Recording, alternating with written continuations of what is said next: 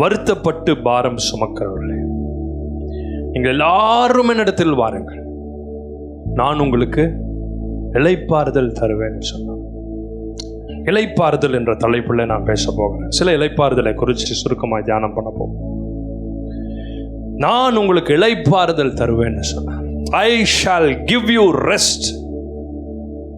நான் உங்களுக்கு என்னுடைய இளைப்பாறுதலை தருவேன்.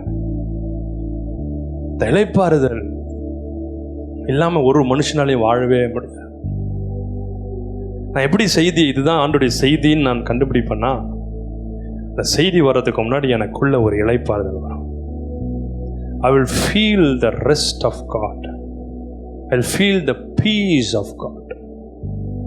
அந்த பிரசன்ஸ் வந்து என் இருதயத்தை முதல்ல சமாதானத்தினால் இளைப்பாறுதலால் நிரப்பு. இது முழுவதும் நான் ஜெபம் பண்ணிட்டு இருந்தேன் ஆண்டோட சமூகத்தில். ஈவினிங்கில் அப்படியே நான் ஆண்டோட சமூகத்தில் உட்காந்து அந்நிய பாஷையை பேசி ஜெபிச்சுட்டு இருக்கும்போது சடனாக I felt the peace of God coming and filling my room. The peace of God filling my heart. அந்த peace வந்து என்னை மூடும் பொழுது இந்த வசனத்தில் ஆண்டவர் பேசினார், நான் உனக்கு இளைப்பாறுதல் தருவேன். ஆண்டவர் சொன்னார், இளைப்பாறுதல் என்ற தலைப்புல தான் நீ பேசும்.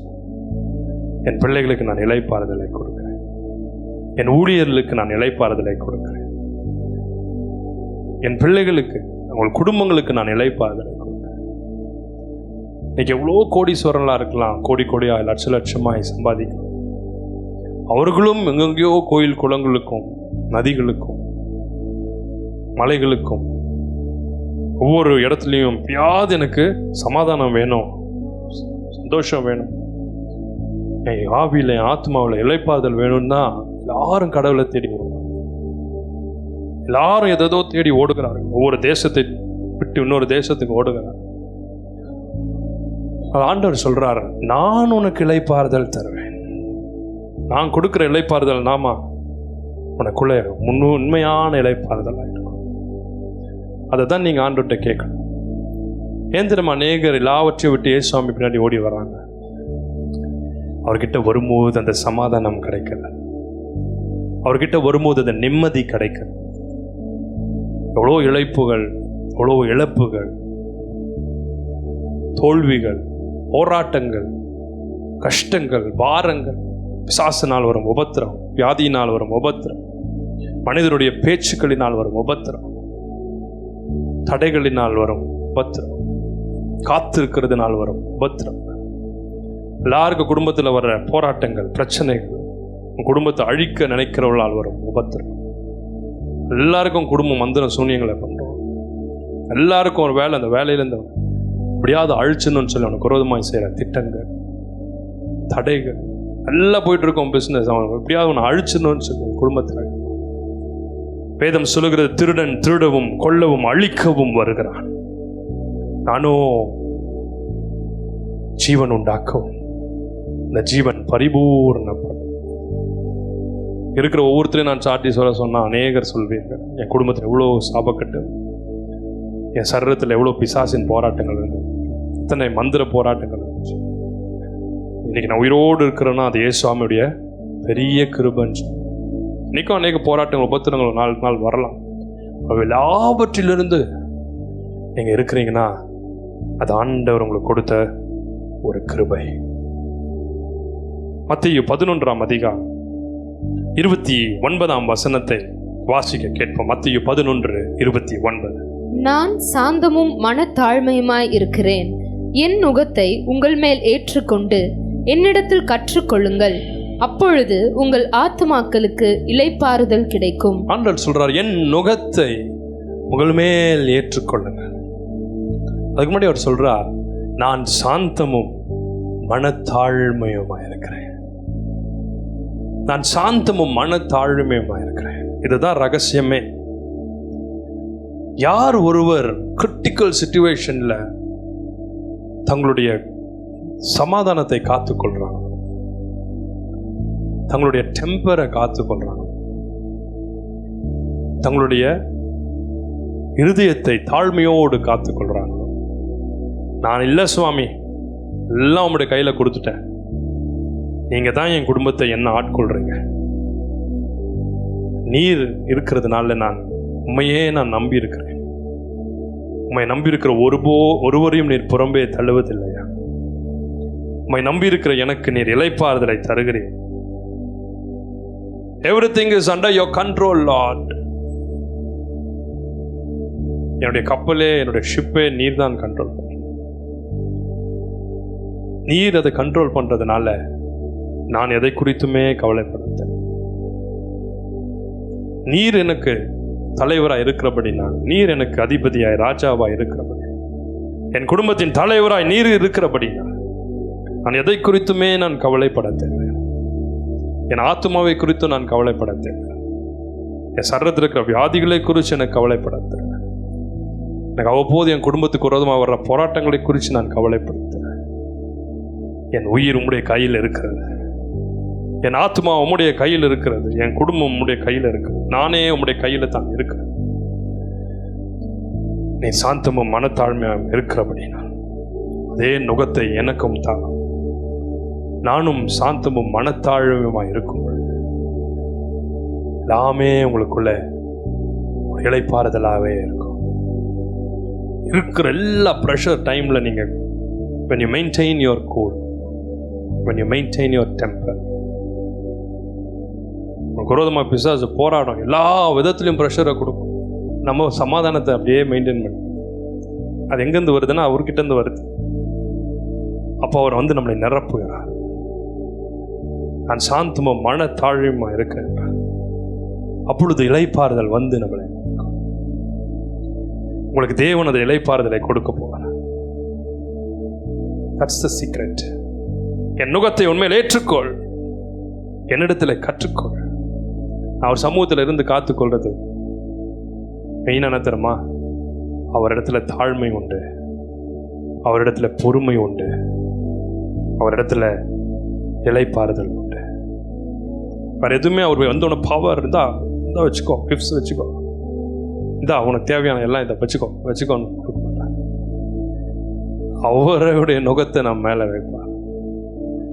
ஊழியம் செய்கிறதுக்கு எல்லாவற்றுக்கும் மேலாக உங்களுக்கு வேண்டியது என்ன தெரியுமா? ஞானம். விஸ்டம் இல்லாமல் உங்களால் ஊழியம் செய்யவே முடியாது. நம்பர் 2, பொறுமை வேணும். கிரிட்டிக்கலான சிச்சுவேஷன்ஸில் என்ன டெசிஷன் எடுப்பது என்று தெரியாது இருக்கும்போது நமக்குள்ளே நம்முடைய இளைப்பாறுதலை வைக்கிறார். ஹல்லேலூயா. முதலாவதாக எபிரெயர் 4ஆம் அதிகாரம் 3ஆம் வசனத்தை வாசிக்க கேட்போம். எபிரெயர் 4:3. விசுவாசித்தவர்களாகிய நாமோ அந்த இளைப்பாறுதலில் பிரவேசிக்கிறோம்.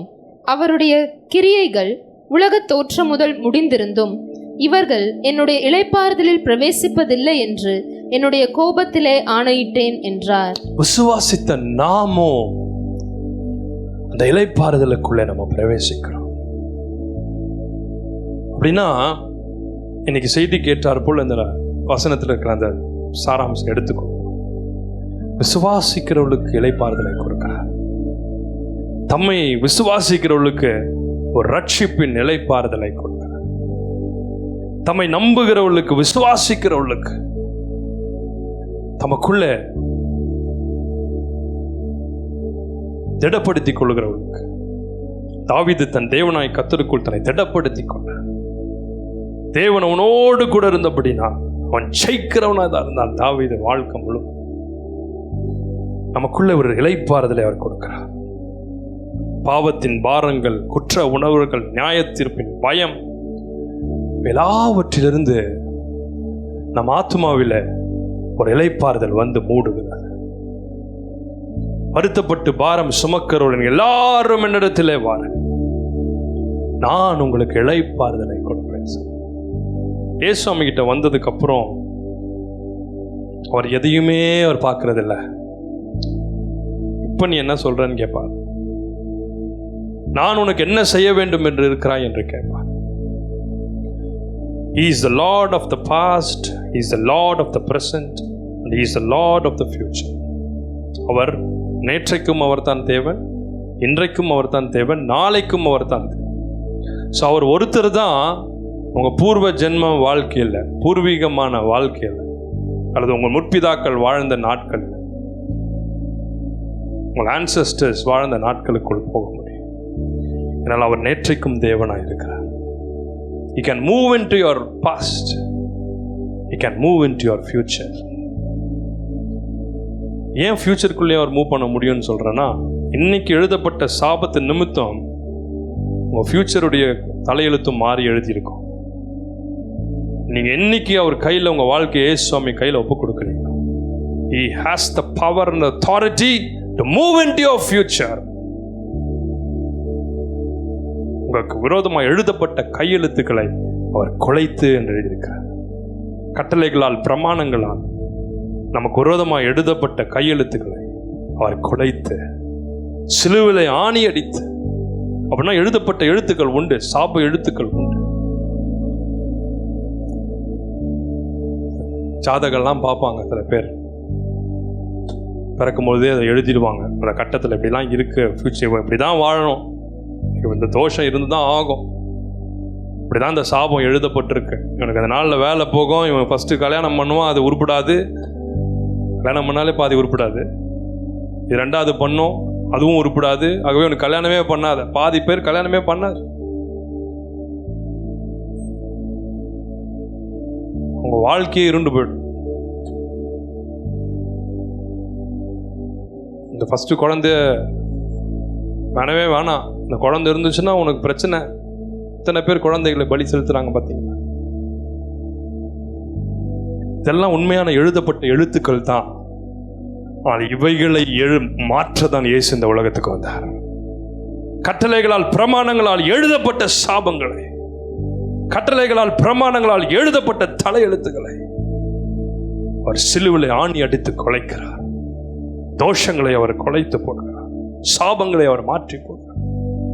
அவரை நம்புகிற பிள்ளைகளுக்கு விரோதமாக ஒரு மந்திரமும் பலிக்காது, ஒரு சூனியமும் பலிக்காது, ஒரு சாப வார்த்தைகளும் பலிக்காது. விரோதமாக யார் நாவிலிருந்து சாப வார்த்தைகளை கூறியிருந்தால் அவள் ஒன்றுமே பலிக்காது. ஏனென்றால் தம்மை நோக்கி கூப்பிட்டு பாவ மன்னிப்பை பெற்று இயேசுவாமியை தான் இருதயத்துக்குள்ள நீர் வாரும்னு ஏற்றுக்கொள்றவங்க ரட்சிக்கிறார். ரட்சிக்கிறது மாத்திரம் அல்ல, அந்த ரட்சிப்பின் இளைப்பாறுதலை நமக்கு கொடுக்கிறார். லூக்கா எழுதின சுவிசேஷம் 23ஆம் அதிகாரம் 42-43 வசனங்களை வாசித்து பார்ப்பேன். சிலுவையில் தொங்கின கல்லன் ஆண்டவரை பார்த்து சொல்றார், ஐயோ நான் பாவியான மனுஷன், நம்மளாம் பாவம் செய்துதான் இந்த இடத்துல இந்த பனிஷ்மெண்ட்ல இருக்கோம். அவரோ நீதிபரர், ஒரு பாவமும் அறியாதவர்.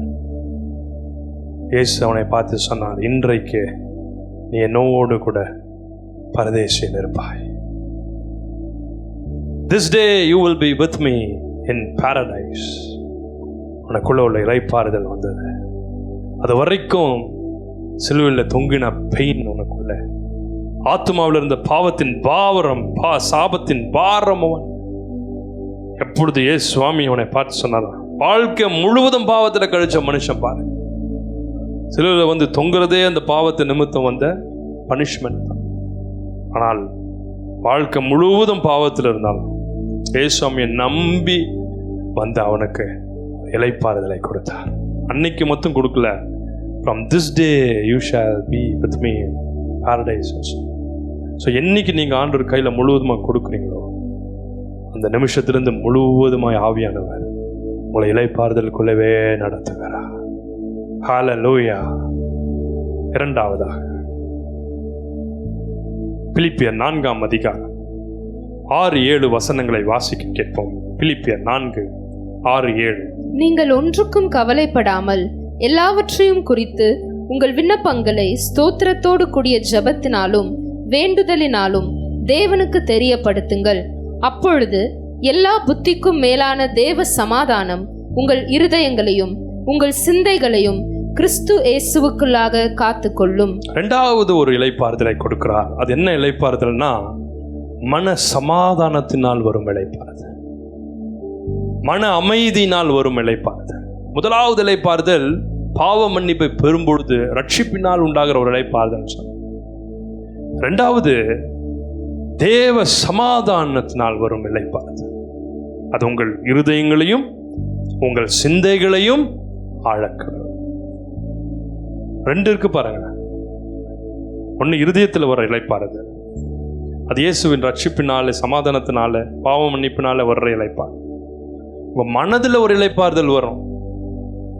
நீங்க சொல்வீங்க, நான் ரட்சிக்கப்பட்டிருக்கேன், இயேசுவாமியை இருதயத்தில் ஏற்றிருக்கிறேன், ஆனால் என் மனசில் ஒரு மாதிரி குழப்பமாக வருது, அடிக்கடி டிப்ரெஷன் ஆகுது, தாட்ஸ் அப்படியே ஓடிட்டே இருக்கு மைண்டில், என்ன நடக்குமோ என்ன நடக்குமோ, படுத்து தான் இருக்கேன், அமெரிக்காலேருந்து ஜப்பான் வரைக்கும் அப்படியே டூர் போயினே இருக்கேன், என் மைண்டு இது அடுத்தது என்ன செஞ்சோம், இதை செஞ்சோம், அதை செஞ்சோம், அடுத்து உங்கள் மைண்ட் ஓடிட்டே இருக்கும். அப்போ நம்ம இருதயத்தில் ஒரு சமாதானம் இளைப்பாறுதல் இருந்தாலும், ரெண்டாவது இளைப்பாறுதல் வேதம் சொல்லுகிறது அது மனதில் வர இளைப்பாறுதல். ஆகவே தான் பிலிப்பு இருக்கிற நிருபத்தில் அப்போஸ்தலனாகிய பவுல் எழுதுகிறார், உங்கள் இருதயங்களையும் உங்கள் சிந்தைகளையும் ஆட்கொள்ளட்டும். தேவனுடைய இளைப்பாறுதல் அல்லது மன சமாதானம், மன அமைதி உங்கள் மனதை ஆட்கொள்கிறது. அந்த அமைதியும் சமாதானம் உங்களுக்கு மட்டும் இல்லை, உங்களை சுற்றி இருக்கவங்களுக்கும் அது பரவுகிறது, உங்களை சுற்றி இருக்கிற மக்களுக்கும் அது பரவுகிறது. கவலை, பயம், பதட்டம், இந்த ஆங்ஸைட்டி தான் இன்னைக்கு நாட்களில் எல்லாருக்கும் அது எல்லா காலங்களும் இருந்துச்சு. ஆனால் இந்த சில காலங்களாக நாங்கள் கண்ணார பார்க்குறோம். அதிகமாக படுற ப்ரேயர் ரிக்வெஸ்ட் பார்த்தீங்கன்னா டிப்ரெஷன் அண்ட் ஆங்ஸைட்டி தான் எல்லா மக்களையும் தாக்குகிறது. இப்போ சில ரீசெண்டாக பிறக்கிற பிள்ளைங்கள்ல எல்லா மக்களையும் அது ஏன்னா இந்த கடைசி நாட்களில் அந்தி கிறிஸ்து நம்முடைய மனதான் கண்ட்ரோல் எடுப்பான். அந்தி கிறிஸ்துவின் முத்திர அந்த சிப் இருக்கு பாருங்களேன், அதை நம்முடைய மைண்டை தான் கண்ட்ரோல் பண்ணுவோம், the spirit of antichrist. ஆகவே இப்பொழுதே பிசாசு என்ன பண்ணுறான்னா இந்த டிப்ரெஷனும் ஆங்ஸைட்டியும் அதிகமாகி கொடுக்குறேன். அதிகமாக இன்னைக்கு ஸ்லீப்பிங் டோஸும் அதிகமாக இன்னைக்கு டாக்டர்ஸை போய் பார்க்கும்போது ஆங்ஸைட்டி தான் என் பிள்ளைகள் வருது. எல்லா வயசுலேயும் வருது. 4 வயசு பிள்ளைங்கள்லேருந்து 4ஆம் கிளாஸ் படிக்கிற பிள்ளைங்கள நான் ஜெபம் பண்ணிட்டு தான் இருக்கிறேன். அநேகருக்கு டிப்ரெஷன், ஆங்ஸைட்டி, பதட்டம், கை நடுக்கும், கால் நடுக்கும், மனது அப்படியே தெரிக்கும், என்ன பண்ணுறதுன்னே தெரியும். மன அமைதி. 1 சாமுவேல் 1ஆம் அதிகாரம் 10-18 வசனங்களை வாசித்து பார்ப்பேன். அன்னாளுக்குள்ள ஒரு டிப்ரெஷன் இருந்துச்சு. அன்னாள் வெறித்தவளை போல இருக்காள். டிப்ரெஷன், ஆங்ஸைட்டி இருக்கு, உங்க முகத்தை பார்த்தாலே கண்டுபிடிச்சிடலாம். உங்களுக்குள்ள அமைதியே இருக்கா, சமாதானமே இருக்கா, பதட்டமாவே இருப்பாங்க. ஃபேஸை பார்த்தாலே வெளுத்து போயிருக்கும். ஏலி என்ற தாசன் அன்னாளை பார்த்து சொல்றான், எவ்வளவு நேரம் நீ வெறித்திருப்பாய், எவ்வளவு காலம், எவ்வளவு நேரம் நீ வெறிச்சவளா குடிச்சவளா இருப்பேன்னு சொல்றாரு. அப்போனா எவ்வளோ ஒரு டிப்ரெஷன் இருந்திருக்கும், எவ்வளோ ஒரு ஏக்கம் இருந்திருக்கும், எவ்வளோ ஒரு ஆங்ஸைட்டி என்னால் முகத்தில் இருந்திருக்கும். அவர் சொல்றார், ஐயா நான் குடிச்சில்ல, என் ஆத்மா வியாகுலத்தோடு இருக்கு, எனக்கு குழந்தை இல்லைன்னு சொல்லி என் ஆத்மா வியாகுலத்தோடு இருக்கு. நான் இந்த குறிப்பிட்ட காரியத்துக்காக ஜெபம் பண்றேன், இதுல பதில் வராதனால என் ஆத்மா வியாகுலப்பட்டு இருக்கிறது, என் மனதில் ஆத்மாவில் அமைதி இல்லை, இதை குறித்து எனக்கு ரொம்ப பயம் இருக்குது. ஆகவே நான் கடவுளுடைய சமூகத்தில் வந்து என் இருதயத்தை நான் ஊற்றி இருக்கிறேன், ஆண்டவருடைய சமூகத்தில் வந்து என் இருதயத்தை ஊற்றி இருக்கிறேன். நான் குடித்தவள் அல்ல அப்படின்னு சொல்கிறார். இன்னைக்கு காலத்தை படிக்கும்போது அதை கவனிச்சு, நான் வெறித்தவள் அல்ல. அப்போனா அவன் முகம் எப்படி இருந்திருக்கும் பாருங்க, எவ்வளோ வளரி இருக்கும், எவ்வளோ. ஏலியவரை பார்க்கும்போது ஏலியவர் சின்னவர் கிடையாது, ரொம்ப வயசில் முதிர்த்தவர். பார்த்த உடனே குடிச்சதுக்கான்னு நினச்சதுக்காரனா இப்போ எந்த அளவுக்கு அந்த அம்மா தன் வியாகுலத்தை இருதயத்தை ஊற்றிருக்கும். ஆண்டவர் சொல்றார், நான் மன அமைதியை கொடுக்கிறேன், நான் இளைப்பாறுதலை கொடுக்கிறேன். உங்க மனதில் ஒரு இளைப்பாறுதல் வருகிறது, உங்க ஆத்மாவில் ஒரு இளைப்பாறுதல் வருகிறது. அவள் ஜெபித்து ஆண்டவருடைய சமூகத்தை இந்த இருதயத்தை ஊற்றின பிறகு இங்க ஒரு வசனம் அழகா எழுதியிருக்கோம், அதன் பின்பு அவள் துக்க முகமாய் இருக்கவே இல்லை. அவள் துக்க முகமாய் இருக்கவே இல்லை. ஏனென்றால் அவளுடைய ஆத்மாவிலும் அவள் மனதிலும் ஒரு அமைதி, ஒரு இளைப்பாறுதல் வந்து அவளை நிரப்பிற்று. இன்னைக்கு ஒருவேளை இங்கே வர்ற வரைக்கும் எதை குறித்து நீங்கள் கவலைப்பட்டிருக்கலாம், பாரப்பட்டிருக்கலாம். உங்கள் பிள்ளைகளை குறிச்சோ, உங்களை குறிச்சோ, உங்கள் பொருளாதாரத்தை குறிச்சோ, உங்கள் குடும்பத்தினுடைய நிலைமையை குறிச்சோ, ஏதோ ஒரு காரணத்து நிமித்தம் நீங்கள் அன்னாளை போல வெறித்தவளை போல இருக்கலாம், வெறித்தவனை போல இருக்கலாம். ஆண்டவர் சொல்றார், என்னுடைய சமாதானத்தை, ஐயோ எனக்கு முன்பாக இவ்வளோ பெரிய காரியம் இருக்கிறது, எப்படி நான் இதை செய்ய முடியும், எப்படி இந்த வேலையை நான் எடுத்து செய்ய முடியும்? எப்படி இந்த படிப்பை நான் படித்து முடிக்க முடியும்? எப்படி நான் இந்த ஊழியத்தை செய்ய முடியும்? எப்படி ஆண்டவருடைய சித்தத்தை அறிந்த ஒரு பிரியமாய் நான் வாழ முடியும்? ஆண்டவர் உங்களுக்கு தன்னுடைய இளைப்பாறுதலை அவர் கொடுக்கிறார். நீ எதை குறித்தும் கவலைப்படாத, நான் உனக்கு இளைப்பாறுதல் தருகிறேன் என்று சொல்கிறேன். மூன்றாவதாக சங்கீதம் 55 அதிகாரம் 22 வசனம். Psalms 55:22. கர்த்தர் மேல் உன் பாரத்தை வைத்துவிடு, அவர் உன்னை ஆதரிப்பார், நீதிமானை ஒருபோதும் தள்ளாட ஒட்டார். உன் பாரத்தை அவர் மேல் வைத்துவிடு. மூன்றாவதாக பாரங்கள் இருந்து ஒரு இளைப்பாறுதல். சில பேர் சொல்லுவாங்க, பார்த்தீங்கன்னா இருதயம் பாரமா இருக்கு, என்னன்னே தெரியல, ரொம்ப ஹெவியா இருக்கு, ரொம்ப ஒரு மாதிரி ஹெவியா இருக்குன்னு சொல்லுவாங்க. நான்லாம் இது ஒரு எக்ஸ்ட்ரீமெல்லாம் நான் ஃபீல் பண்ணியிருக்கேன். பாரம் வந்து அழுத்தம், குடும்பங்களுடைய பாரம் வந்து அழுத்தம், சில ஆத்துமாக்களுடைய பாரம் வந்து நம்மளுடைய அழுத்தம். எதனால அழுத்ததுன்னு நமக்கு தெரியாது. பாரம் வந்து கர்த்தர் யார் மேலேயாவது அன்பு கூறுது, அவங்களுக்கு ஜெபிக்க வைக்கிறார், அவங்களுக்காக ஏதோ ஒரு ஜெபிக்க வைக்கிறார், அவங்க ரட்சிப்புகள் நடத்த வைக்கிறார். அந்த பாரம் நமக்குள்ள வந்து அழுத்தம். நம்மள வாழ்க்கை சுமைகளினால் வரும் பாரங்கள், குடும்ப பிரச்சனைகளால் வரும் பாரங்கள், பொருளாதார சுமைகளினால் வரும் பாரங்கள். இந்த நாட்களில் யாருக்கு பொருளாதார சுமை வரும்னே சொல்ல முடியாது. கோடி கோடியா லட்சமாய் வைத்திருந்தவர்கள்லாம் எனக்கு தெரியும், அநேகர் பிஸ்னஸ் லாஸ் ஆகி இந்த கோவிடுக்கு அப்புறம் மாதம் வீட்டுக்கு தேவையான ப்ரொவிஷன் வாங்க, அரிசி வாங்க கூட காசு இல்லாதவங்க, அவங்களாம் கோடீஸ்வரர்கள். இன்னைக்கு யாராவது எங்களுக்கு ஒரு அரிசி வாங்கி கொடுத்தா நலமா இருக்கும். கோவிட்ல எல்லா கம்பெனிஸையும் மூடி, தொழிலெல்லாம் நஷ்டப்பட்டு ஒன்றும் இல்லாமல் வேலைகள் போய் அந்த பாரங்கள் வந்து அவளை அழுத்துங்க. சூசைட் பண்ணி செத்துலாமான்னு இருக்கு பிரதர் சொல்ற அநேக நபர்கள், குடும்பங்கள் எனக்கு பர்சனலாகவே இவ்வளோ பாரங்கள் எங்களை அழுத்துங்க, நஷ்டப்படுத்தி எடுத்துக்கொண்டாரு. எங்களுக்கே தெரியாம எங்க சொத்துக்களை எடுத்துக்கொண்டார். ஒரு நபர் சொன்னார், நான் ஊர்லயே இல்லை, எனக்கு தெரியாமையே என் கையெழுத்து அவங்க போட்டு எனக்கு தெரியாமையே அந்த சொத்தை விட்டு விட்டார். இன்னைக்கு ஒன்றும் இல்லாமல் நாங்கள் நிற்கிறோம், ஒன்றுமில்லாமல் நாங்கள் நிற்கிறோம். உனக்கு ப்ரொமோஷன் தரேன், உனக்கு நல்ல போஸ்டிங் தரேன், உயர்வு தரேன்னு சொல்லி என்னை சக்கமாறி புரிஞ்சு கடைசியில் என் மேலே தேவையில்லாத பழிகளை போட்டு என்னை கஷ்டப்படுத்தி என்னை தூக்கினார்.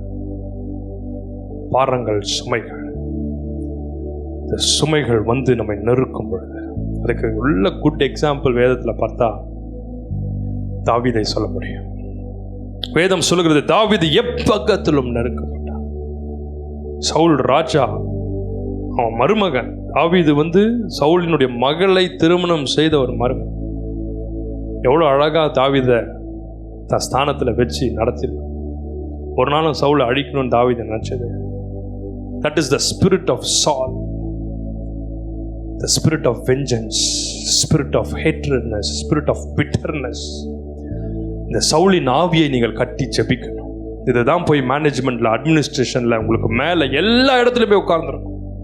the spirit of Saul. யார் மேல் தேவனுடைய அபிஷேகம் இருக்கிறதோ அவளுக்கு விரோதமாக அது கிரியை செய்யும். it will attack them. அவங்கள அந்த இடத்த ஸ்தானத்திலிருந்து அழிச்சிடணும்னு துடிக்கும். spirit of Saul. யார் மேலெல்லாம் தாவீதின் மேல் வைத்த கிருபையை கர்த்தர் வைக்கிறாரோ அவளுக்கு விரோதமாக இந்த சவுலின் ஆவி போராடி கொண்டே. தாவீது எப்பக்கத்தில் நெருக்கப்பட்டார். சொல்றார், கர்த்தர் மேல் உன் பாரத்தை வைத்து விடு, அவர் உன்னை ஆதரிப்பார், நீதிமானை ஒருபோதும் தள்ளாத விட்டார். சங்கீதக்காரன் அவ்வளோ அழகாக எழுதுறா இருப்பாங்க, உங்க பாரத்தை அவர் மேல் வைத்து விடு, கர்த்தர் மேல் உங்கள் பாரங்களை வைத்து. அவரே நம்மை ஆதரிக்கிற தேவன். ஒருவேளை உங்களுக்கு முன்பாக இவ்வளோ தேவை இருக்கு, இவ்வளோ செலவு இருக்குது, எதிர்பாராத இப்படிப்பட்ட செலவுகள்லாம் வந்திருக்குது, எதிர்பாராத நோய்கள், பிரச்சனைகள், போராட்டங்கள் எனக்கு வந்திருக்கு, எனக்குன்னு வருது பார் அப்படின்னு சொல்லி உபத்திரத்துக்கு மேல் உபத்திரம், பிரச்சனைகளுக்கு மேல் பிரச்சனை. கரெக்டான ஆப்ரேஷன் தான் பிரதர் பண்ணும், அதோட முடிஞ்சிடும், இதோட உங்களுக்கு பிரச்சனையே இல்லைன்னு சொன்னா, பண்ண ஆப்ரேஷனே தப்பான ஆப்ரேஷன், திரும்பியும் இன்னொரு ஆப்ரேஷன் பண்ணோம். அந்த ஆபரேஷனும் பிரச்சனையாகி திருப்பி இன்னொரு ஆபரேஷன். இப்பெல்லாம் நிறைய பேர் எனக்கு தெரியும். நீதிமானை ஒருபோதும் தள்ளாத விட்டார். வாழ்க்கையில் வர்ற ஒவ்வொரு சுமைகளையும் பாரத்தையும் அவரே தன் மேல் ஏற்றுக்கொள்கிறார். இந்த பாரங்கள் எல்லா நிலையிலும் வரும். சில வேளை தங்கள் பிள்ளைகளை குறித்து பெற்றோர்களுக்கு பாரம் இருக்கும். சில வேளையில் பெற்றோர்களை நினைச்சு பிள்ளைகளுக்கு பாரம் இருக்கும். இல்லை ஏதோ ஒவ்வொரு தனிப்பட்ட ஏதோ ஒரு நபர்களுக்காக உங்க குடும்பத்தில் வியாதிப்பட்டிருக்கவங்களுக்காக ஜெபிக்கும். இந்த பாரங்கள் வந்து நம்மை நெருக்குகிற ஆண்டவர் சொல்றார், இன்றைக்கு நான் உனக்கு இளைப்பாறுதல் தருவேன். டெம்பரரி இளைப்பாறுதல்லாம் அவர் தரது கிடையாது. அந்த பாரம் என்னான்னு பார்த்து, அந்த சுமை என்னன்னு பார்த்து அதை தன்மேல் ஏற்றுக்கொண்டு அந்த பெட்டிஷன் அவர் பார்த்து அதுக்கான ஆன்சரை அவர் கொடுக்கிறார். கையை உயர்த்தி ஒரு ஆமேன்னு சொல்லுங்க. ஒரு வேலை சிலருக்கு வேலையில் இருக்கிற பிரச்சனைகள் அல்லது வேலைக்காக நீங்கள் காத்து கொண்டிருக்கலாம், படித்து முடிச்சு, அல்லது ஏதோ ஒரு சரீரத்தில் பலகீனத்தின் நிமித்தம் சோர்ந்து போய் வந்திருக்கலாம். இந்த மாத இறுதிக்குள்ள உன் வாழ்க்கையில் அற்புதம் நடக்க போக. இந்த மாத இறுதிக்குள்ள உன் வாழ்க்கையில் ஒரு அற்புதம். உன்னை தேடி அந்த அப்பாயின்மெண்ட் ஆர்டர் வரும். உன்னை தேடி அந்த ரிப்போர்ட்ஸ் வரும். அது இருந்த இடமும் இல்லை என்று பரிசுத்தாவிலே நிறைந்து நான் தீர்க்க தரிசனமாய் சொல்லுகிறேன். உன்னை தேடி அது வரும். நீ பட்ட அவமானங்களுக்கும் நிந்தைகளுக்கும் ஈடாக தேவன் உனக்கு நன்மையானதை கொடுக்க போகிறார்.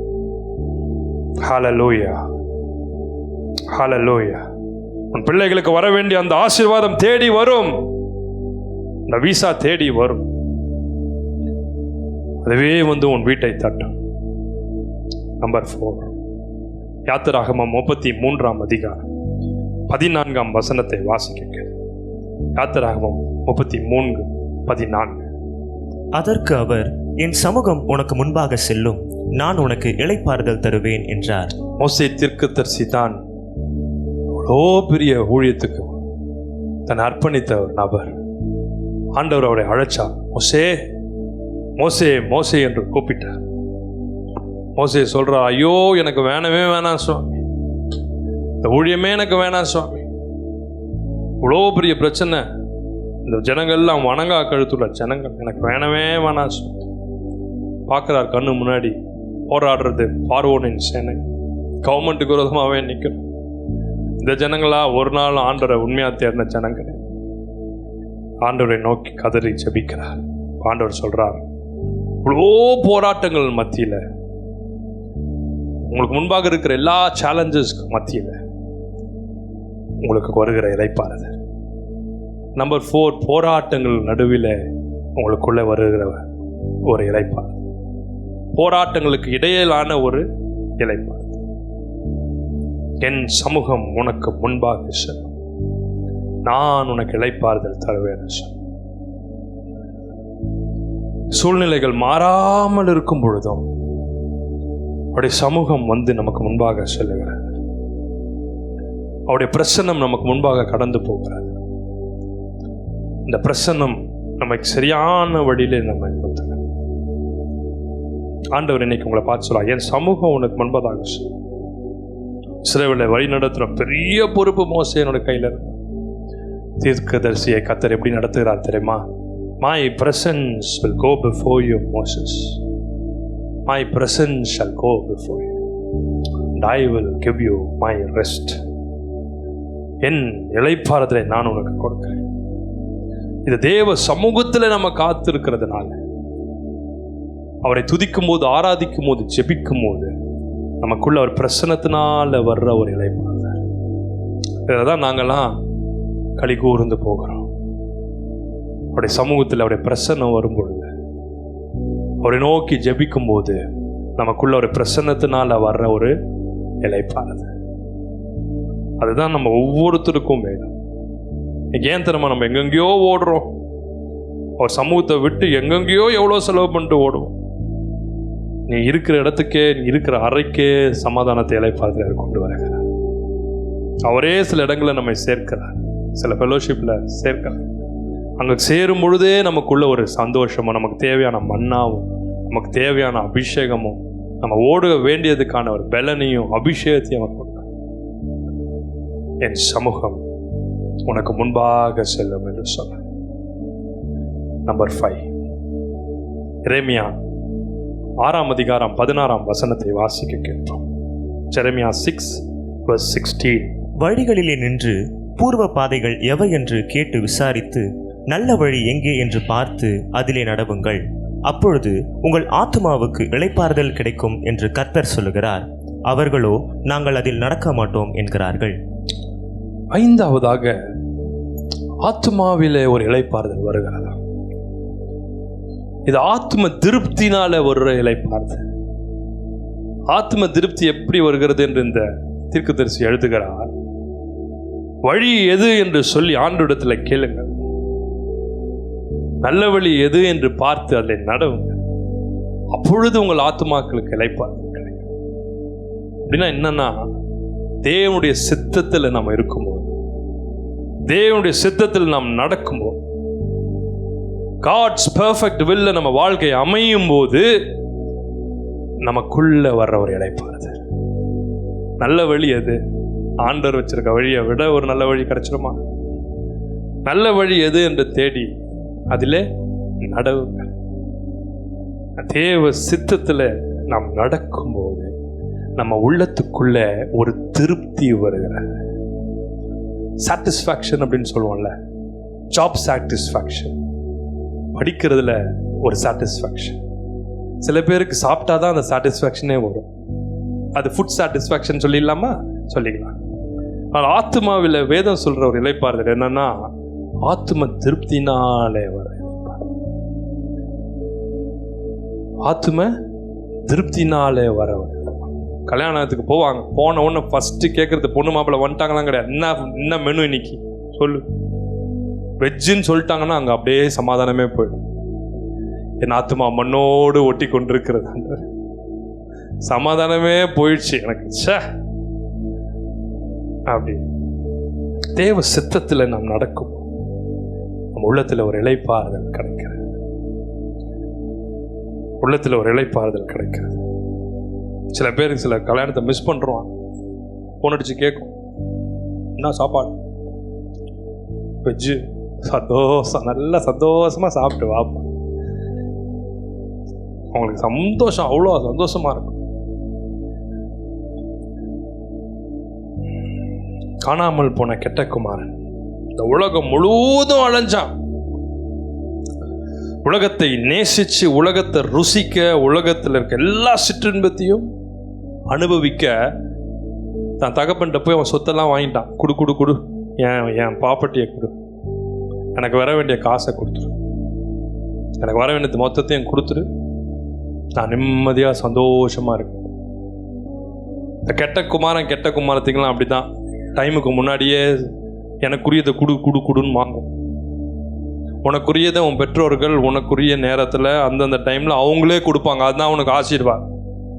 அதாவது நேரத்தில் அவங்களுக்கு கொடுக்கப்படும் போது அந்த நல்லபடியாக சந்தோஷமாக அவங்களுக்கு கொடுக்கும். புடுங்கி சாப்பிட்டீங்கன்னா உனக்கு அது ஆசீர்வாதமே இருக்கா. திரும்பியும் தன் தகப்பனிடத்தில் இந்த கெட்ட குமாரன் பன்னிக்குட்டியை போல இருந்த அவன் வாழ்க்கை திரும்பவும் தகப்பனிடத்துக்கு வந்தபோது ஆத்மாவில் ஒரு இளைப்பாறுதல் வருகிறது, அவனுக்குள்ள ஒரு சந்தோஷம் வருகிறது. நல்ல வழி எது என்று பார்த்து அதில் நடவுங்க, அப்பொழுது உங்கள் ஆத்துமாக்களுக்கு இளைப்பாறுதல் கிடைக்கும். ஒருவேளை உங்க வாழ்க்கையில எல்லாமே நீங்க செய்றீங்க, எல்லா எஃபர்ட்ஸும் நீங்க போட்டுட்டீங்க, ஆனாலும் உங்களுக்குள்ள ஒரு பர்ஃபெக்ட் பீஸ் இல்லை, ஜாய் இல்லைன்னா, ஆண்டவரே எதில் நான் தவறுகிறேன், அல்லது இயேசுவாமியாக உமக்கு நான் 100% என் வாழ்க்கையை கொடுக்குறேன் அப்படின்னு நம்ம வாழ்க்கையை ஒப்பு கொடுக்கும்போது அவர் நமக்கு இளைப்பாறுதலை தருகிறார். நம்பர் 6, மார்க் 6:31 வாசிக்க கேட்போம். அவர் அவர்களை நோக்கி, வனாந்தரமான ஓரிடத்தில் தனித்து சற்று இளைப்பாறும்படி போவோம் வாருங்கள் என்றார். ஏனெனில் வருகிறவர்களும் போகிறவர்களும் அநேகராயிருந்தபடியினால் போஜனம் பண்ணுகிறதற்கும் அவர்களுக்கு சமயமில்லாதிருந்தது. இது தேவனுடைய ஊழியக்காரர்களுக்கு ஆண்டவர் கொடுக்கிற ஒரு இளைப்பாறுதல். வருகிறதும் போகிறதுமாக முழுக்க ஊழியத்துக்காய் காத்திருக்கிறாங்க, ஊழியம் செய்கிறாங்க, ஊழியத்துக்காய் காத்திருக்கிறாங்க, ஊழியம் செய்கிறாங்க. அந்த நாட்களில் ஃபோன் கிடையாது. நேராக வந்துடும் போது என்ன பண்ண முடியும்? ஒன்றும் பண்ண முடியாது. அதுக்கு தான் 12 பேர் அங்கங்கே நிற்க வச்சுட்டார், ஒருத்தனே உள்ள விடாது கிட்ட. இவங்களையும் சேர்ந்து ஊழியம் பண்ண உடனே ஒவ்வொருத்தரும் அவங்கள தேடி வர ஆரம்பிச்சிட்டாங்க. இவங்களாம் நல்ல அற்புதம் செய்கிறாங்க ஆண்டவர். 24 மணி நேரம் பிஸி ஆயிடுச்சு. உடனே ஆண்டவர் அவங்கள தனித்து கொண்டு போய் சேவைக்கு பின்னால் ஒரு ரெஸ்ட்டை கொடுக்குறார். ஒவ்வொரு ஊழியர்களுக்கும் ஆண்டவர் ரெஸ்ட்டை கொடுக்குறார். ஒவ்வொரு தேவ பிள்ளைகளுக்கும் ஆண்டவர் அவர் சமூகத்தில் இருக்கும்படிக்கு ஒரு ரெஸ்ட்டை கொடுக்குறார். ஊழியம் செய்கிறவர்களுக்கு கண்டிப்பாகவே ஓய்வு தேவை.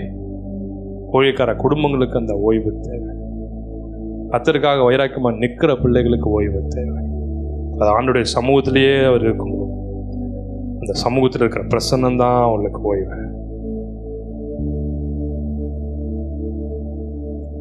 அப்போஸ்தலர்கள் ஒவ்வொருவரும் ஊழியத்தை முடிச்சு திரும்ப அவங்களுக்கு ஆண்டவர் அதை சொல்லிக் கொடுக்கிறார். சற்று அப்புறம் போய் இளைப்பாறுவோம் வாருங்க.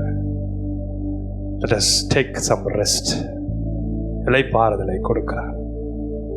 சில பேர் ஊழியம் 368 நாளில் 360 நாள் ஊழியம் வச்சிருக்கோம். ஒரு வாரமும் ரெஸ்ட் கிடையாது. எல்லாம் உடம்புல இருக்க மொத்தமும் ஹையில் இருக்கும். என்னென்னலாம் இருக்கும் வியாதியோ அத்தனை வியாதியும் ஹையில் இருக்கும். ரெஸ்டே கிடையாது. ஆண்டவர் தம்முடைய ஊழியக்காரர்களுக்கு இளைப்பாறுதலை கொடுக்கிறார். சொல்வார், எல்லாத்தையும் கேன்சல் பண்ணிட்டு உட்கார், எல்லாத்தையும் கம்மி பண்ணிட்டு உட்கார். உனக்கு ஊழியம் முக்கியம், எனக்கு நீ முக்கியம்னு சொல்வார். இது வேற யாரும் சொல்ல முடியாது. உனக்கு உன்னை நேசிக்கிற பாஸ்டர்மார்களும் மற்ற ஊழியத்துக்கு கூப்பிடுற ஆர்கனைசர்ஸ் உனக்கு முக்கியம், ஆனா எனக்கு நீ முக்கியம். Cancel everything. Stay in my presence. Go take some rest. சில வேலை முடியாமல் விடிய நம்ம ஜெபிச்சுட்டு இருக்கோம். ஆண்டவர் வந்து ஏதாவது பேசுவார், வந்து பார்த்து ஆண்டவர் சொல்வார், போய் இப்போ நல்லா தூங்கிட்டு வா, go sleep, go take rest, I will take care of the meeting. அவர் தம்முடைய ஊழியக்காரர்களுக்கு ரெஸ்ட்டே கொடுக்குறார். சில பேருக்கு இந்த வார்த்தை மட்டும் பிடிச்சிருக்கு. ஆண்டவர் சொல்கிறாரோ இல்லையோ, ஆண்டவர் மனசை புண்படுத்தவே நான் விடுறது கிடையாது. நீங்கள் ரொம்ப கஷ்டம் பிரதர், ஆண்டவரே வந்து உங்களை ரெஸ்ட் எடுக்க சொல்கிற அளவுக்கு நீங்கள் அவரை புண்படுத்தியிருக்கீங்க. நான் அந்த குறையே ஆண்டவருக்கு வச்சதே கிடையாது. 1 மணி நேரமாவது விழித்திருக்க கூடாதா? சீசர்கள் கூட இருந்தவங்க எதை கேட்டாங்களோ இல்லையோ, ஆண்டவர் சேவை முடிச்சிருக்கோம் ரெஸ்ட் எடுங்கன்னு சொன்னார் பாருங்க, அதை மட்டும் அப்படியே பிடிச்சி கொண்டாங்க. ஆண்டவர் வந்து கெஞ்சுறார், பா கெத்செமனே தோட்டத்துக்கு போகிறேன், எனக்கு முன்னாடி சிலுவை மரம் நிற்கிது, கண்ணு முன்னாடி வந்து கண்ணு முன்னாலும் நிற்கிது, கண்ணை திறந்தாலும் நிற்கிது, பாடுகள்லாம் வந்து நிற்கிது, 1 மணி நேரம் கொஞ்சம் முழிச்சு ஜோம் பண்ணுங்கப்பா. No I shall give you rest. நாங்கள் தூங்கிட்டே ஜோம் பண்ணுறோம் சுவாமி. தூக்கத்தில் கனவுலையே உங்களுக்கு சில பேர் பார்த்தீங்கன்னா கனவுலையே நினைத்து கொண்டிருப்போம். அவன் கண்ணை திறந்த உடனே உண்மையாகவே ஜோம் பண்ணாங்களா இல்லை கனவுல தான் ஜோம் பண்ணாங்களானே தெரியாது. மிக்ஸ் ஆகிடும் கனவும் நினவும். ஸ்தோத்திரம். 7வதாக வெளிப்படுத்தின விசேஷம் 14ஆம் அதிகாரம் 13ஆம் வசனம். பின்பு பரலோகத்திலிருந்து ஒரு சத்தம் உண்டாக கேட்டேன். அது, கர்த்தருக்குள் மரிக்கிறவர்கள் இது முதல் பாக்கியவான்கள் என்றெழுது. அவர்கள் தங்கள் பிரயாசங்களை விட்டொழிந்து இளைப்பாறுவார்கள். அவர்களுடைய கிரியைகள் அவர்களோட கூட போகும். ஆவியானவரும் ஆம் என்று திருவுளம் பற்றுகிறார். உலகத்துல ஃபுல்லா பிரயாசம் தான். எதை எடுத்தாலும் எஃபர்ட்டை போடு, அதை போடு, இதை போடு, படிக்கும் போது எஃபர்ட்டை போடு, வேலை செய்யும் போது எஃபர்ட்டை போடு, இன்னும் வேலை செய்யும் போது இன்னும் நிறையா எஃபர்ட்டை போடு. கால்னு ஒன்று வச்சிருவானுங்க. வச்சுட்டு என்ன சொல்லுவான் பாருங்க, இன்னும் நிறையா எஃபர்ட் போட்டு. 8 மணி நேரம் வேலை செய்கிற, 8 பத்தாது, 8 சாதாரணமாக செய்கிறது. 12 மணி நேரம் செய்யணும். 12 மணி நேரம் செய்கிறையா? 12 என்னப்பா தம்பி சாதாரணம். நாங்கள்லாம் 16 மணி நேரம் ஒர்க் பண்ணோம். எஃபர்ட்டை போடு. 500க்கு 497 மார்க் எங்கே போச்சு? இந்த 3 மார்க்கு போடு, எஃபர்ட்டை போடு. அவன் பிரயாசங்களை விட்டு ஒழிந்தார்கள். கடைசியில் நான் நித்திய மகிமையில் நான் இளைப்பாறுதலை கொடுக்கிறேன். அது எல்லாருக்கும். ரட்சிக்கப்படுற பிள்ளைகள், இயேசுவை ஏற்றுக்கொண்ட பிள்ளை, ஊழியத்தை நிறைவேற்றின பிள்ளை, உங்கள் நாட்களை முடித்து ஆண்டவர் சமூகத்துக்கு ஆண்டவர் நேரம் குறித்து போகும். முடிவில் கர்த்தர் தம்முடைய நித்தியத்தில், well done my faithful servant, well done my faithful son, my daughter, I shall give you my rest, I shall give you my peace. 2 தீமோத்தேயு 4ஆம் அதிகாரம் 7-8 வசனங்களை பாருங்க. பவுலை விட யாரும் காம்படிட்டிவ் வேர்ல்டில் ஓடல. நான் அதிகமாய் ஓடினேன், அதிகமாய் பிரயாசப்பட்டேன், அதிகமாய் கண்ணுழிச்சேன், அதிகமாய் காவலில் இருந்தேன், என்னை விட எவனும் அடி வாங்கலன்னு சொன்னான். பவுலை விட யாரும் அடி வாங்கினாங்களா? பவுலை விட யாராவது பிரயாசப்பட்டாங்க? என்ன பிரயாசப்பட்டீங்க? நான் அதிகமாய் கல்லெறிந்தவன், அதிகமாய் அடிக்கப்பட்டவன், காவலில் இருந்தவன், நிர்வாணத்தில் இருந்தவன் எழுதுறாரு. வரிசையா புலம்புறார். புலம்பல் 2 அதுதான். மொத்தத்தையும் கொட்டுறார். என்னங்களா நீங்களாம் பண்றீங்க? என்ன வேற எவன்டா அடி வாங்கணும்? சாவ மூது எழுப்பி நிறுத்தி வச்சுட்டான். தெளி வச்சு அடிப்பாங்கன்னு சொல்றது இல்லை. இதுதான் பவுல் தான் சொல்லியிருக்கணும். அந்த லாங்குவேஜ் அவருக்கு தெரியல. சாவறதுக்கு முன்னாடி அடிச்சு நிறுத்திடுவாங்க. இன்னும் 1 அடிச்சா போயிடும், நிறுத்திடு. கொடுமைப்படுத்திருக்காங்க. கடைசியில் முடிச்சோன்னு அவர் சொல்றார், நல்ல போராட்டத்தை நான் போராடினேன், ஓட்டத்தை முடித்தேன், விசுவாசத்தை காத்துக்கொண்டேன். இது முதல் நீதியின் கிரீடம் எனக்காக வைக்கப்பட்டிருக்க. வருத்தப்பட்டு பாரம் சுமக்கிற எல்லாரும் என்னிடத்தில் வாரேன், நான் உங்களுக்கு இளைப்பாறுதல் தருவேன். ஆண்டவர் நம்மோடு இருக்கிறதுனால உங்களுக்கு உங்களை குறிச்சோ உங்கள் எதிர்காலத்தை குறித்து எதை குறிச்சுமே கவலைப்படாது. ஆண்டவர் உங்களுக்கு இளைப்பாறுதலை கொடுக்கிறார். உங்களை ஆசீர்வதித்து ஜெபிக்க போகிறேன். இருக்கிற இடங்களை எழுந்து நின்று கொள்வோமா? உடைய பிரசன்னம் உங்கள் மேலே இறங்கும்படி இருக்கிற இடத்துல ஆண்டவரை பார்த்து சொல்லுங்க, அப்பா இது வரைக்கும் எதோ பார்த்து கவலைப்பட்டுட்டு இருந்தேன். இன்னைக்கு நீங்கள் உங்கள் ஊழியக்காரன் சாமுவேல் ஜெபஸ் மூலமாக பேசியிருக்கிறீர். நீர் தான் பேசியிருக்கிறீர். அவருக்கு என் பிரச்சனை கொஞ்சம் தான் தெரியும், அது ஒன்றுமே தெரியாது. இந்த வாரத்தில் நடந்தது, இந்த மாதத்தில் நடந்தது, இந்த வருஷத்தில் நடந்தது, நான் போகிற பர்சனல் ஸ்ட்ரகிள் அவருக்கு தெரியாது. நான் நீர் அதை பார்த்திருக்கிறேன், அதை உறுதிப்படுத்தும் வண்ணமாக இந்த மகன் மூலமாய் பேசியிருக்கிறேன். இப்பொழுது எனக்கு இளைப்பாறுதல் தரும்படி உம்முடைய கையில் என்னை முழுவதுமாக ஒப்பு கொடுக்குறேன். கைகளை உயர்த்தி கண்களை மூடி இதெல்லாம் உங்களுக்கு பாரமாக இருக்கவட்ட சொல்லி, அப்பா இதெல்லாத்தையும் நான் உங்கள்கிட்ட புலம்பல, என்ன உம்மை கையில் கொடுக்குறேன்னு சொல்கிறோம். கைகளை உயர்த்தி, பாரத்தில் இருந்து ஜெயம் வரும், பரன் என்னை காக்க வல்லோ, பாரத்தில் இருந்து ஜெயம் வரும், பரன் என்னை காக்க வல்லோ, காக்கும் வல்ல மீட்பர் உண்டெனக்கு, உண்டெனக்கு, உண்டெனக்கு, காக்கும் வல்ல. எல்லாரும் சேர்ந்து கரங்களை உற்சாகமாய் தட்டி பாடுவோம்.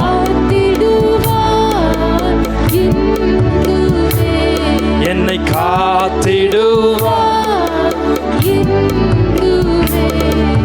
பாரத்தில் இருந்து ஜெயம் வரும்.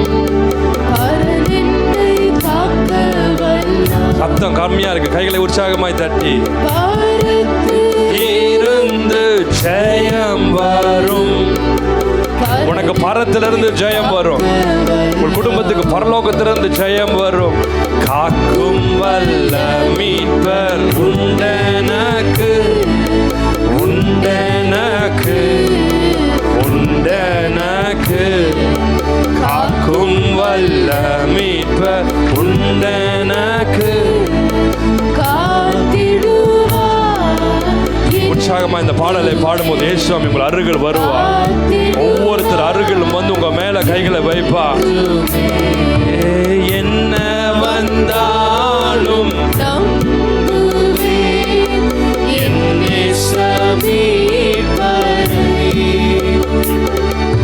யார் கைவிட்டாலும் பின் செல்வே.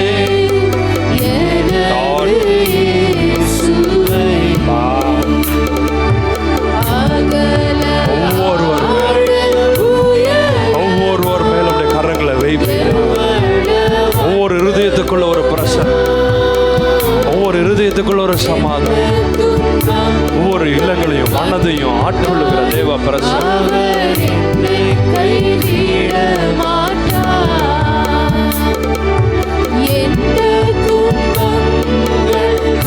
எல்லாரும் சேர்ந்து உற்சாகமா கரங்களை தட்டி பாடு.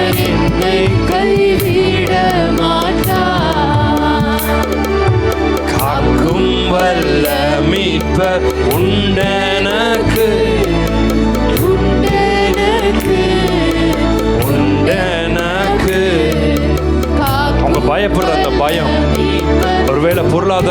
இருக்கிற சரிவு நிமித்தம் இருக்கலாம், வியாதி நிமித்தம் இருக்கலாம், பலகீனத்து நிமித்தம் இருக்கலாம், ஐயோ எதையோ இழந்து போனதுனால இருக்கலாம், ஐயோ ஒரு ஜெபம் கேட்கப்படாதனால இருக்கலாம், ரொம்ப காத்திருக்கிறதுனால இருக்கலாம். எது என்ன காரணமா இருந்தால் இப்பொழுது அருள்நாதர் இயேசு கிறிஸ்துவின் நாமத்தில் கட்டளை கொடுக்கிறேன், இறையாதை அமைதலாய் ஏறு என்று சொல்லி காற்றையும் கடலையும் அதற்றின போது அந்த இடத்துல ஒரு இளைப்பாறுதல் வந்தது, அந்த இடத்துல ஒரு அமைதி வந்தது, ஒரு சமாதானம் வந்தது. இப்பொழுது நசரேயனாகிய இயேசு கிறிஸ்துவின் நாமத்தில் கட்டளை கொடுக்கிறேன், சமாதானத்தை குலைக்கிற காரணங்கள் எதுவா இருந்தாலும் இந்த நிமிஷத்தோடு அது வேரோடு பிடுங்கப்படுவார். Amen. Hallelujah. I feel the presence of the Lord Jesus Christ here. இயேசு கிறிஸ்துவின் பிரசன்னத்தை நான் உணர்கிறேன், அவருடைய மகிமையை உணர்கிறேன். I feel his presence. ஒவ்வொருவர் மேலும் தம்முடைய கரங்களை வைக்கும்படி வந்திருக்கிறார். ஒவ்வொருவர் மேலும் தம்முடைய கரங்களை வைப்பார். இருதயத்தில் இருக்கிற இந்த பாரங்களை, இந்த கஷ்டங்களை, இந்த இயலாமைன்னு சொல்லி ஐயோ என்னால முடியலையே, எவ்வளோ கண்ணீர் வடிச்சுட்டேன், எவ்வளோ என்ன அழ வச்சுட்டாங்களே, இதுக்கு மேலேயே என்னால் சகிக்க எனக்கு பலன் இல்லையே, குழம்பிக் கொண்டிருக்க ஒவ்வொருவர் மேல், ஒவ்வொரு தாயின் மேல், தகப்பன் மேல், ஒவ்வொரு தம்பி மேல், தங்கச்சி மேல், ஒவ்வொரு சகோதரன் மேல், சகோதரியின் மேல் கர்த்தருடைய கரம் இறங்குவதா, ஒவ்வொருவர் மேலும் இறங்குவதா. இந்த மாத இறுதிக்குள்ள, இந்த வாரம் முடிவுக்குள்ள அற்புதம் நடக்கணும். Let miracles take place, let signs and wonders take place. I reverse every reports in the name of Jesus. I reverse every negative reports in the name of Jesus. I cancel every negative reports in the name of Jesus. கையை உன் வாழ்க்கை இயேசு கிறிஸ்துவின் கையில். ஐயோ கடல்ல மூழ்கிறத போல இருக்கிறப்பா, என் கை மட்டும்தான் வெளியே தெரியுது, முழுவதுமான மூழ்கி கொண்டிருக்கிறேன். நான் பிழைப்பனானே தெரியலையே, குடும்பம் எழுந்து நிற்குமானே தெரியலையே, சுமைகள் என்னை அழுத்துகிறதே. நான் ஒரு தரிசனத்தை பார்க்கிறேன், ஒரு பெரிய கடல்ல ஒருத்தர் மூழ்கி தன் கரம் மட்டும் வெளியே தெரிகிறதை போல பார்க்கிறேன். சில குடும்பங்கள் அப்படிதான் அழுகிறீர்கள், சில தனிப்பட்ட நபர்கள் அப்படிதான் உங்க பாரம் சுமந்து உங்க பாரம் உங்களை அழுத்துகிறது. இயேசு கிறிஸ்து தம் கரத்தை நீட்டுகிறார். கடலில் மூழ்கிறத போல உன் பிரச்சனைகளினால, பயத்தினால மூழ்கி கொண்டிருக்கிறவன் நம் கரத்தை கொண்டு பிடித்து உன்னை தூக்கி நிறுத்துகிறார். ஹல்லேலூயா, ஹல்லேலூயா. தேவ பிரசன்னம் இறங்குகிறார், மகிமை இறங்குகிறார், கர்த்தருடைய மகிமை இறங்குகிறார். வருத்தப்பட்டு பாரம் சுமக்கிறார் எல்லாரும் என்னிடத்துல வாருங்க, நான் உங்களுக்கு இளைப்பாறுதல் தருவேன் என்று சொன்னேன். ஒவ்வொரு தேவைகளையும் அவரே சந்திப்பார். ஆச்சரியப்படுவீங்க, எப்படி இது முடியும், எப்படி சாத்தியம்? 5 அப்பம் 2 மீன் இவ்வளவு பேர் எப்படி போஷிக்க முடியும்? முடியும், முடியும். சீசர்ல பார்த்து சொன்னார் முடியும். போய் எல்லாரையும் பந்தியில உட்காரவை, எல்லாரையும் பந்தியில உட்காரவை, முடியும். மனுஷரால் கூடாததுதான் தேவனால் எல்லாம் கூடும். வாய்ப்பே இல்லை, வாய்ப்பே இல்லை, முடியவே முடியாது, நாட் பாசிபிள் அப்படின்னு சொல்லியிருக்கலாம். மனசு கூட சொல்லும், சில வேலை சுற்றி இருக்கிற மக்கள் கூட சொல்லுவாங்க. இயேசு சுவாமி சொல்றார், it is possible by me, it is not possible by men, but it is possible by God, it is possible by me, says the Lord. என்ன துன்பங்கள் வந்தாலும் என்னை கைவிட மாட்டார். என்ன துன்பங்கள் வந்தாலும் இயேசு என்னை கைவிட மாட்டார்.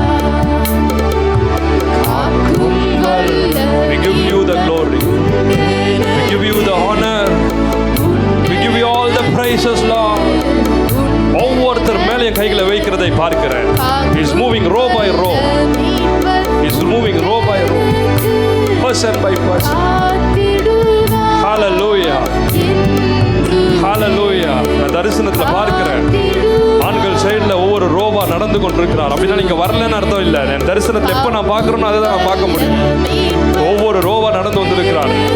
பின்னால ரோல நடந்து கொண்டிருக்கிறதை பார்த்து மேல் நம்முடைய கரங்களை வரிசையா வைத்துக் கொண்டு போய் கொண்டு Hallelujah. You can feel the presence of God. You can feel the peace of God. ஒருத்தரை விடாதீங்க சொல். ஒருத்தரை விடாதீங்க சொல். அத்தனை பேர் மேலேயும் கரத்தை வச்சு ஆசீர்வாதம். எந்த போகும்போது ஒரு சமாதானத்தோடு சந்தோஷத்தோட நிம்மதியோ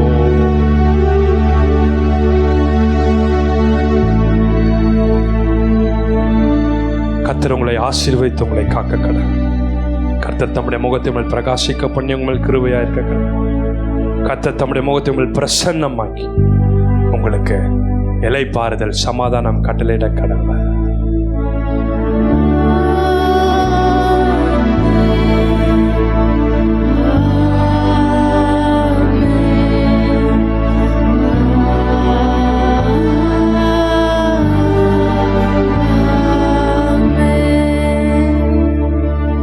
சொல்லாம என் ஆத்துமாவே கர்த்தரை ஸ்தோத்திரி, என் முழு உள்ளமே அவருடைய பரிசுத்த நாமத்தை ஸ்தோத்திரி, என் ஆத்துமாவே கர்த்தரை ஸ்தோத்திரி.